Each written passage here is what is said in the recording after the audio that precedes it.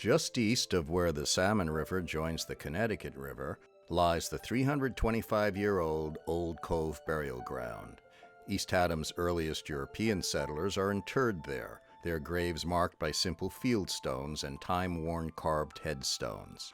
It was after the June 1963 annual meeting of the Old Cove Burial Ground Association that its president, Edith Davison, commented that for a town with so much history, it was strange that there was no historical society. Longtime town librarian Lucille Narducci suggested that they put a notice in the local paper for an organizing meeting. It went well. 3 months later, at their first official meeting, the organizers of the nonprofit East Haddam Historical Society elected Edith Davison as its first president and Lucille Narducci as archivist. 1963 was a good time to start a historical society. Historic changes were in the East Haddam air, with town history rapidly unfolding around them. Town population had started to boom then, to nearly triple over the next 50 years. In East Haddam's village of Moodus, only one of the 12 cotton mills that had powered the local economy and culture for 100 years was still in operation. It too would shut down in a few years. As the mills declined in the early 1900s, local farmers and others began to take in guests eager to experience a rural vacation. For more than 50 years, Moodus had attracted thousands of visitors each summer to some 36 resorts offering an array of amenities. Changing vacation habits starting in the early 1960s would cause nearly all the resorts to close within a couple of decades. Moodus Center was still standing in the early 60s, but it had seen better days. After losing business from the decline of the mills and later the resorts, the center was further hurt by growing competition from out-of-town plazas and malls. Town discussions began in the early 60s that would lead in 1972 to the demolition of the village center in a failed renewal effort. Across town, the Goodspeed Opera House, once a town jewel, avoided demolition after decades of decay and then use as a state garage when a coalition of public and private support saved the landmark.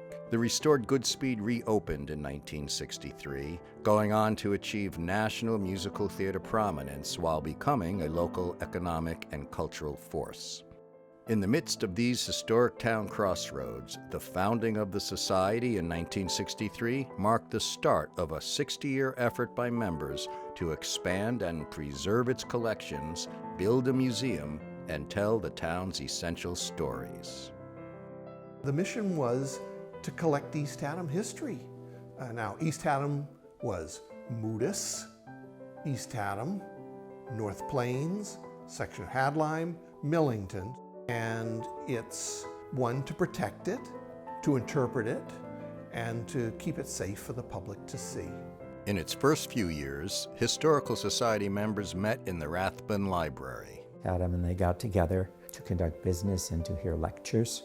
And as we started to accumulate historical items from people in town, we started looking for a museum space.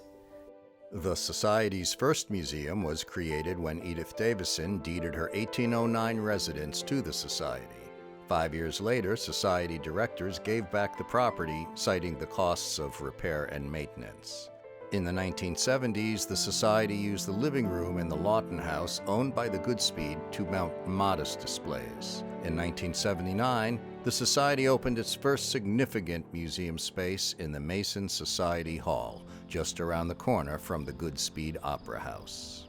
It was just the idea of starting a museum and to see what we could do to make it bigger and better. After 5 years at Society Hall, an unaffordable rent increase forced the Historical Society to move just up the street to the first floor of St. Stephen's Parish House. In 1990, the Society moved its museum to Moodus. We did a whole barn near the Amasa Day House, and so then we had more room to store things. And from there, we actually came here and bought this building.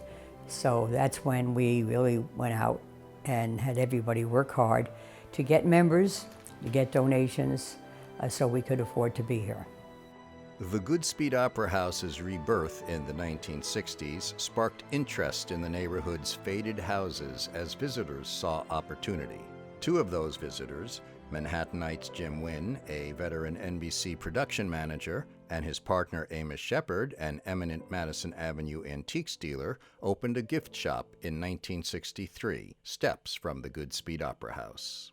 They came up from New York City and bought Parsons Apollo and turned it into probably one of the biggest shops at that landing during the 70s and 80s and 90s. James Wynn is colorblind, that's interesting, and it was the most colorful place in town. Stepping into Parsons Apollo was like stepping into the Wizard of Oz when it turned into color.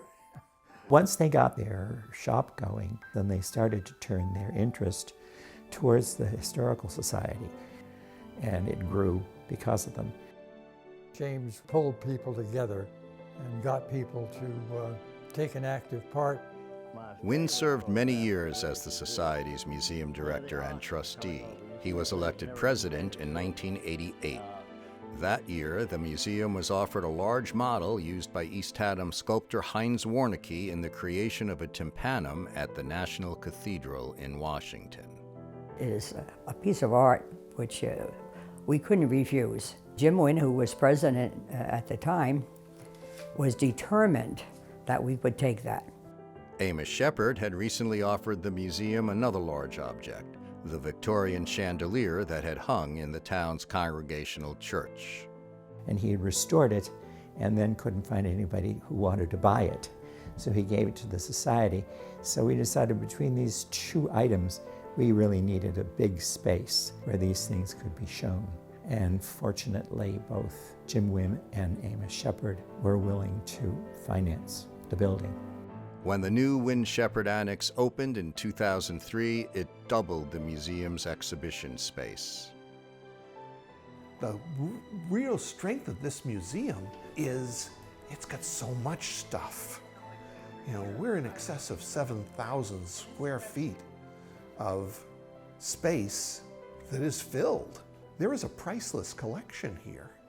Each room has its own character, and they're very different. We change our exhibits on a regular basis, so you're not seeing the same thing all the time. We have docents that are very good and take them around and explain everything to them. You know, it's nice to be able to have conversations with people and actually educate people. Because, you know, a lot of people think, oh, East Haddam, what is East Haddam? But they don't realize what has come out of East Haddam. There's a lot of history in East Haddam.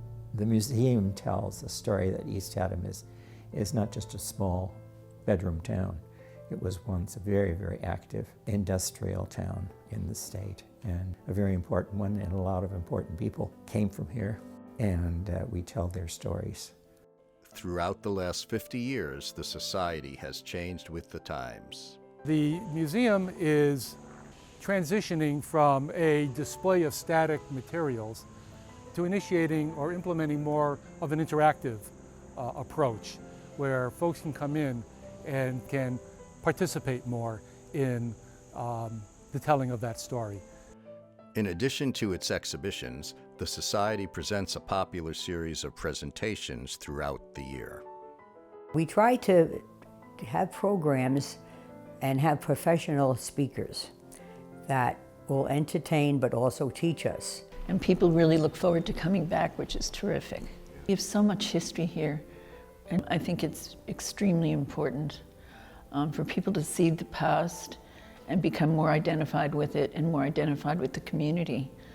Knowing the history of where you live can strengthen civic awareness, infuse a feeling of community, rootedness, continuity, a deeper sense of place.